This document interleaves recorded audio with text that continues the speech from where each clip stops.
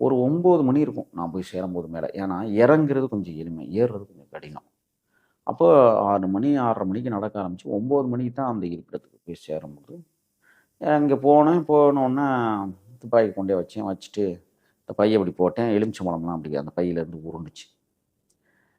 பெரியவங்க வீரப்பனார் அவங்க அப்படி பார்க்குறாரு. என்னையும் பார்க்குறாரு. அந்த பழம் உருள்றதையும் பார்க்குறாரு. எல்லாரும் அவங்க வேலைய ஒரு ஆள் வானொலி பெட்டி கேட்டுக்கிட்டு கிடக்குறது, ஒரு ஆள் சமைச்சுக்கிட்டு இருக்காங்க, ஒரு ஆள் வேலைக்கு போயிட்டாங்க. ஒரு சில பேர் அப்படியே காலை கடன் முடிக்க போயிட்டாங்க. இப்படி ஒவ்வொருத்தரும் ஒவ்வொரு வேலையை செஞ்சுக்கிட்டு இருக்கும்போது, நான் அப்படி போட்டுட்டு ரொம்ப சோர்வா ராத்திரிலாம் தூக்கம் முழிச்சு அந்த அசதியில, சரி போய் நம்மளும் பல்ல விளக்கிட்டு ஏதாவது சோறு இருந்தா சாப்பிட்டு படுத்துருவோம். அப்படிங்கிற கணக்குல தான் நானும் போறேன்.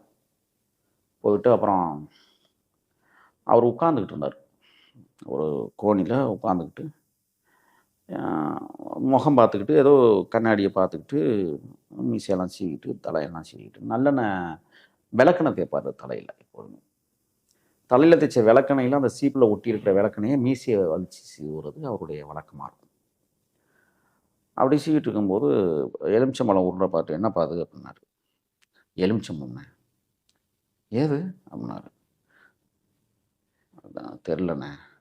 "ராத்திரி ஈடு விட்டீங்களே, என்ன அடிச்சீங்க?" அப்படின்னாரு.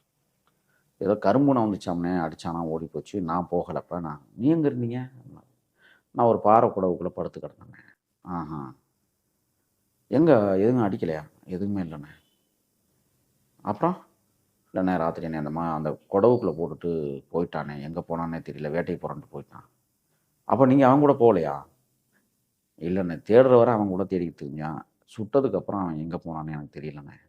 "ஆஹா." இப்படி தலைய அசைச்சுக்கிட்டு யோசிக்கிறாரு. அப்புறம் சொன்னாரு, "எலுமிச்சம்பழம் கொண்டாந்துருக்கிறான்னா, கோவிந்தா கவுண்டமட்டு தோப்புக்கு போயிருப்பானோ?" அப்படிங்கிறாரு. அவரு சின்னவரு என்ன செஞ்சாரு, "போயிருப்பாண்ணே, அங்க தான் போயிருக்கான். அப்பா இங்க வாங்க, எல்லாரும் வாங்க இங்க" அப்படின்னாரு. அங்கங்க தனித்தனியா ஒவ்வொருத்தரும் ஒவ்வொரு வேலைய செஞ்சுட்டு இருக்கிற எல்லாரையும் கூப்பிட்டாரு. ஒரு இடத்துக்கு வந்து உட்கார்ந்தோம். உட்காரும்போது, "ஏங்க ஒண்ணு சொல்றேங்க. அவன நான் தாங்க வளர்த்தேன். ஏதாவது தப்பு தானம் பண்ணியிருந்தானா நான் சுட்டு போட்டுருவேங்க. யாரும் நீங்க கோவிச்சுக்காதீங்க. எனக்கு இயக்கம் அதுக்கு ஒரு அனுமதி குடுக்கணும்." அப்படின்னு வீரப்பனார் கேட்குறாங்க. உடனே எல்லாரும் சொன்னாங்க, "தப்பு பண்ணா கண்டிப்பா தண்டனை உண்டுண்ணே." "இல்லங்க, இவனுக்கு சும்மா விடக்கூடாது. ஏற்கனவே ஒரு 2, 3 இடத்துல இந்த மாரி நம்மள எல்லாம் அசிங்கப்படுத்தி வச்சிருக்கான். வரட்டும் அவன் எங்கப்பா போயிருக்கான் அவன்?" "தெரியலண்ணே, அலங்காட்ட சுத்திட்டு வரேன்னு சொன்னான்." "சரி வரட்டும்." அப்படின்ட்டு மீண்டும் அவங்கவங்க வேலைய செஞ்சுட்டு இருந்தோம். இந்த பேவி பைய ஒரு பொம்பளையால தான் போய் சுத்திட்டு. மாதேஷ் பைய ஒரு பொம்பளையால தான் சுத்திட்டு. ஆசாரி குருநாதையும் பொம்பளையால தான் சுத்திட்டு. கோட்டையூர் ரங்கசாமி பொம்பளையால தான் சுத்திட்டு. இப்படி ஒவ்வொரு கதையா அவரு சொல்றாரு. இதெல்லாம் எதுக்கு சொல்றாருங்கிறது எங்கனால வியூகம் பண்ண முடியாட்டினாலும், அவர் ஏதோ ஒண்ணு மனசுல வச்சுட்டு அந்த மாரி ஒரு சம்பவங்கள சொல்றாரு. எல்லாரும் கேட்டு ஊன்னு சொல்லணும். அவர் கதை சொல்லும்போது, "என்னப்பா ஒரு கதை முள்ள தூக்கிட்டீகளா? நான் பாட்டுக்கு பேசிட்டு கிடக்குறேன்" அப்படிம்பாரு. மேய்ச்சரங்கசாமி சாமி கும்பிட்டு வந்தவன் இருக்கிறதுக்கு வரல. சேத்துக்குழியார் அப்ப என்னை நோக்கி வர்றாரு. என்னை நோக்கி வந்தோனே என்ன கேட்குறாரு, "எங்க பையன்?"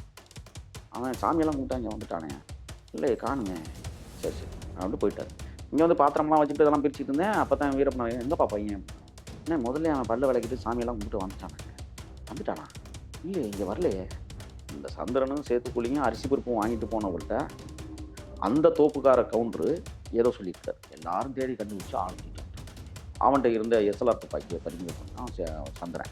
கை கைய இறுக்க புடிச்சு கூட்டிட்டு வரான். கூட்டிட்டு வரும்போதே நான் பாறையில உட்காந்துருக்கேன். அவன் என்னை நோக்கி வர்றான். வீரப்பனார் கீழ உட்காந்துருக்காரு. புடிச்சிட்டு வந்தவங்க எல்லாரும் வரிசையா நிக்கிறாங்க.